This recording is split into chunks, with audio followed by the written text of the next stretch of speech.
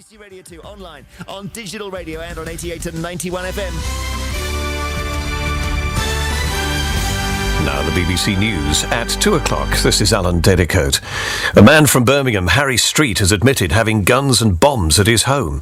The court heard he'd been involved in a dispute with his neighbours, and the judge was told that under the name Barry Williams, he'd killed 5 people, including his neighbours, in 1978, crimes for which he was held in a secure mental hospital until 1994. Sky News say they're saddened by the apparent suicide of a woman they'd accused of spreading abuse on the internet about the parents of Madeleine McCann. The body of Brenda Leyland was found at a hotel in Leicestershire. A reporter had confronted her a few days earlier. She'd said she'd had a right to her opinions. An expert on social media, Carl Miller, says the law on internet comments is clear. If you actually look at the law that's on the books, trolling is probably illegal. The Communications Act and the Malicious Communications Act has wording in both of them which says that it is illegal to send a communication deliberately which is offensive or grossly indecent, which is basically the definition of trolling. Shrien Dewani from Bristol has formally denied murdering his wife on their honeymoon in South Africa. The trial in Cape Town is expected to last for several weeks. The Business Secretary Vince Cable has accused his Conservative coalition partners of trying to destroy the welfare state. Mr Cable told the Liberal Democrat Party conference in Glasgow that Tory plans to cut spending by a further £25 billion after the next general election would do great harm to key services.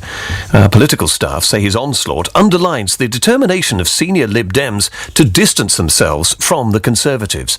In his speech, Mr Cable said his party would be ready to raise taxes and borrow more. Key public services have already been cut to the bone, from legal aid, local government to policing and defence.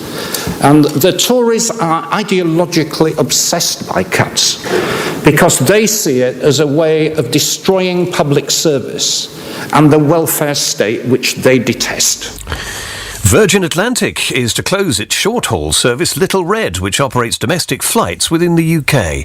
In a statement, the airline said Little Red hadn't been able to make a positive contribution to the company. The flights will end next year.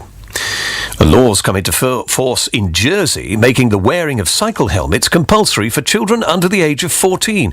It's the first time such a law has been brought in the British Isles. Lakshmi Gopal reports. From today, most young cyclists in Jersey will have to wear a cycle helmet while riding, or as a passenger in a trailer being pulled by a bike. Anyone caught without could face a £50 fine.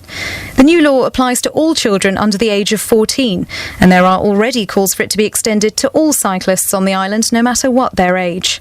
Jersey is the first place in the British Isles to bring in a cycle helmet law, though other countries such as Australia have had similar legislation for many years. Lakshmi Gopal reporting, and that's the BBC News at 2 and next at 3.